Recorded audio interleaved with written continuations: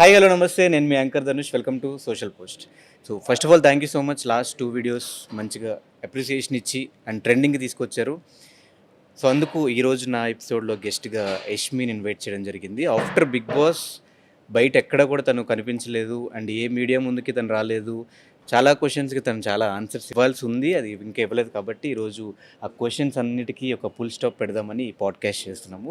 So ఇంకా late చేయకుండా start చేద్దాం. Hi Yashmi, hi Dhanush, how ఎలా యూ? ఉన్నావు? ఒక I'm లాంగ్ good. టైం ఎప్పుడో బిగ్ బాస్కి వెళ్ళే ముందు ఒకసారి కనిపించావు, మళ్ళీ తర్వాత ఈరోజు వచ్చి కూర్చున్నావు. Yes. ఈవెన్ యష్మి, నీకు వచ్చిన ఒక నేమ్ ఏంటంటే Hmm.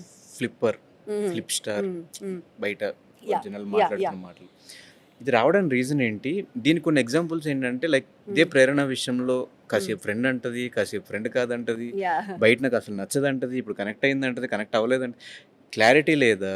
లేదంటే ఎందుకు ఇవాళ ఒక మాట నెక్స్ట్ డే ఒక మాట మాట్లాడుతుంది అనే పాయింట్లో జనాలు అనుకుంటున్నారు. ఏం చెప్తారు? See, definitely I do. ఈ ఫ్లిప్ అనేది బయట వాళ్ళు ఐ ఫీల్ కావాలని చేశారు. Because see you are in a game show. Obviously ఇక నీకు ఒక ఒపీనియన్ ఉంటే 10 minutes తర్వాత ఒపీనియన్ నీకు మారుతుంది.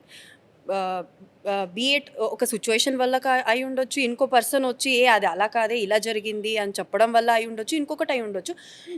నువ్వు ఒక గేమ్ షోలో ఉన్నప్పుడు చాలా క్యాలిక్యులేట్ నువ్వు చేస్తూ ఉంటావు, సిచ్యువేషన్ మారుతూ ఉంటుంది, ఆబ్వియస్లీ ఒపీనియన్ మారుతుంది. ఇప్పుడు నేను గేమ్ షోలో ఉన్నా, కెమెరా ముందు ఉన్నా, 10 minutes బ్యాక్ నేను ఇది దీని మీదనే స్టాండ్ అయి నించోవాలంటే దాట్ ఇస్ స్టూపిడిటీ. సో నువ్వు వచ్చి నువ్వు ఏదైనా మార్చుకోవాలనిపించిందంటే you can change your opinion, దాంట్లో తప్పేం లేదు. కానీ బయట ఏదో చెప్పాలి, దీనికి ఒక పేరు పెట్టాలి అని ఫ్లిప్ స్టార్ అని పెట్టారు. కానీ నాకైతే లోపల నేను ఒపీనియన్ని మార్చుకున్నా, అది తప్పైతే అస్సలు కాదు. Because we're in a game show. అది అయ్యింది. అండ్ ప్రేరణ విషయంలో ఏంటంటే నిజంగా ప్రేరణ మీరు ఎంతమంది ఏమనుకున్నా, నమ్మినా నమ్మకపోయినా, ప్రేరణ నేను బయట ఫ్రెండ్సే కాదు బిగ్ బాస్ ముందు. అంటే చాలా ఇష్యూస్ అంటే జరిగింది. ఫ్రెండ్స్ కాదు అని చెప్పడం వేరు, బయట అసలు ప్రేరణ నచ్చదు అని చెప్పడం వేరు. డెఫినెట్లీ నచ్చేది కాదు. ఎందుకంటే నాకు తనకి కొంచెం కొన్ని క్లాషెస్ అయింది నేను చేసిన ప్రాజెక్ట్లో. సో అంతా ఓన్లీ జస్ట్ హాయ్ బై. మాకు తనకు సపరేట్ రూమ్ ఇచ్చేవాడు, నాకు సపరేట్ రూమ్ ఇచ్చేవాడు, నేను అంత మాట్లాడేదాన్ని కాదు. సో అందుకే నచ్చేది కాదనే చెప్పాను. ఎందుకంటే కపుల్ ఆఫ్ టైమ్స్ సెట్లో కూడా కొన్ని ఇష్యూస్ జరిగినాయి దానివల్ల.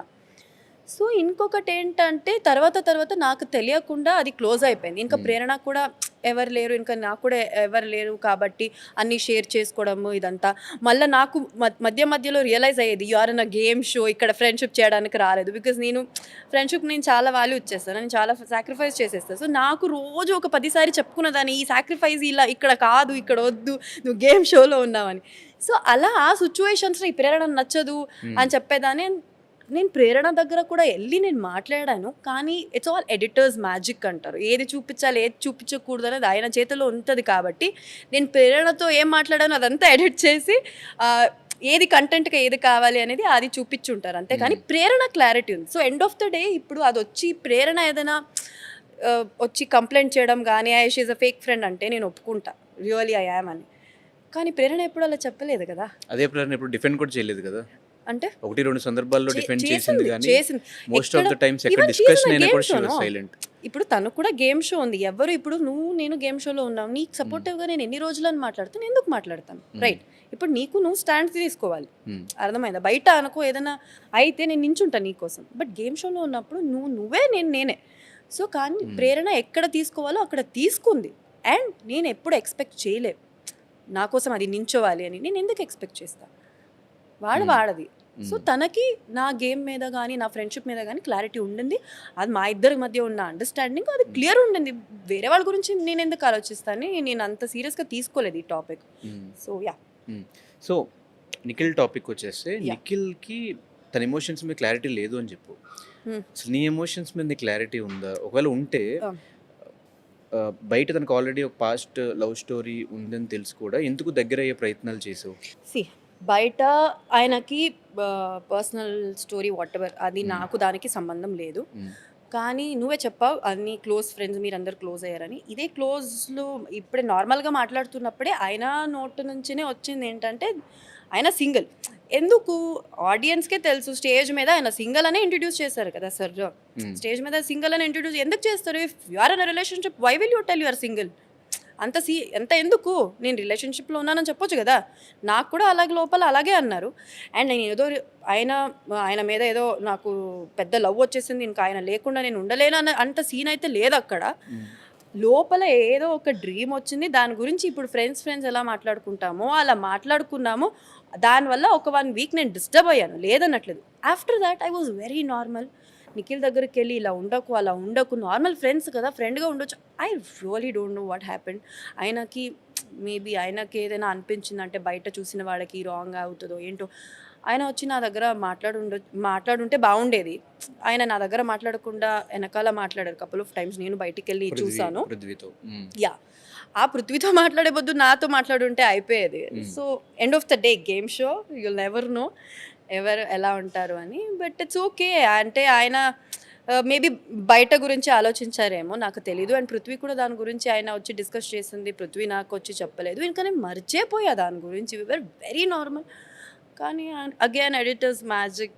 నార్మల్గా మాట్లాడింది ఏ మచ్చా కమాన్ మచ్చా అని నవ్వుకున్నది కూడా ఒక సాంగ్ వేసి ఒక లవ్ ట్రాక్ వేసి ప్రోమోలో చూపించడం వల్ల అది బయట అలా వెళ్ళిపోయింది. యా, కానీ కనిపించడం జనాలకి కానీ చూసే ఆడియన్స్కి కానీ ఈవెన్ నాగార్జున గారి స్టేజ్ మీద మాట్లాడిన మాటలు ఇవంతా కలుపుకుంటే ఓకే, యష్మికి నిఖిల్ అంటే ఇంట్రెస్ట్ ఉందేమో, తను ట్రై చేస్తుంది. మనోడికి ఏంటంటే బయట ఇంకో రిలేషన్షిప్ ఉంది, ఇలాగ సార్ట్అవుట్ చేసుకోవాలనే పాయింట్లో మనోడు ఉన్నట్టు నువ్వు ట్రై చేస్తున్నట్టు మాత్రమే కనిపించింది. అది ఎందుకు అలా కనిపించింది? ఈవెన్ మనోడు ఒక ఎపిసోడ్లో కూడా తనని నాకు చాలా ఇష్టం, నేను బయటకు వెళ్ళి సార్ట్అవుట్ చేసుకోవాలి, తనకి సారీ చెప్తాను, ఈ ఎపిసోడ్ కూడా జరిగింది. దట్స్ వాట్ ఐమ్ టెల్లింగ్ దా. ఎందుకంటే నేను కూడా చాలా ఆయన బయట పర్సనల్ గురించి ఆఫ్టర్ దిస్ డ్రీమ్ థింగ్ నేను చాలా మాట్లాడాము కూర్చొని, అదంతా ఎందుకు రాలేదు అని. అంటే చాలా ఎడిట్ చేసేస్తారు.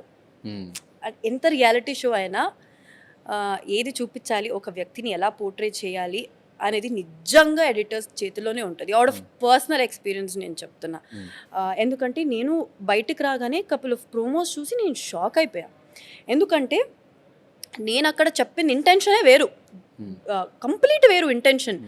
ఏంటంటే if you see that sofa మీద కూర్చొని నేను చెప్తా అంటే మా మమ్మీ డాడీ గురించి నాకు భయం లేదు సంథింగ్, నేను మర్చిపోయా ఎగ్జాక్ట్ లైన్స్.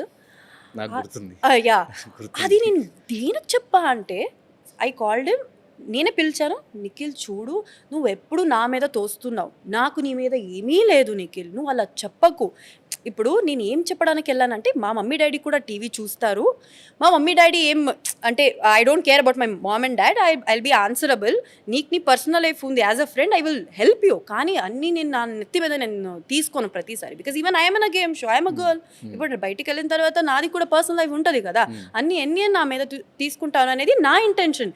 వెళ్ళేటప్పుడు ఈ లిటరలీ ఆస్క్డ్ మీ సారీ, అసలు ప్రోమోలో లేదు, ఏదో నేను ఆయనకి నన్ను పెళ్లి చేసుకుంటావా, నన్ను లవ్ చేస్తావా మమ్మీ డాడీ ఏదో ఆ సెన్స్లో వెళ్ళిపోయింది ఆ ప్రోమో. నేను చూసే షాక్ అయిపోయా, ఓ మై గాడ్ అని. బట్ యా, నేనేం అంత హార్ట్గా ఏం తీసుకోలేదు.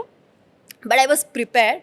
ఎందుకంటే వేరే సీజన్ కంటెస్టెంట్స్ అందరూ నాకు కరెక్ట్గా మంచిగా చెప్పారు, ఎవరిని ఎలా చూపించాలో ఏం చూపించాలో అంతా ఎడిటింగ్లో ఉంటుంది. So you have to be ready for all this అంటే నేను ప్రిపేర్గానే వెళ్ళా. సో నేను అందుకే బయటకు రాగానే నేను ఇదంతా ఏం పట్టించుకోలేదు. అవునా ఇలా చూపించారా, ఓకే ఫైన్ డన్ అంతే.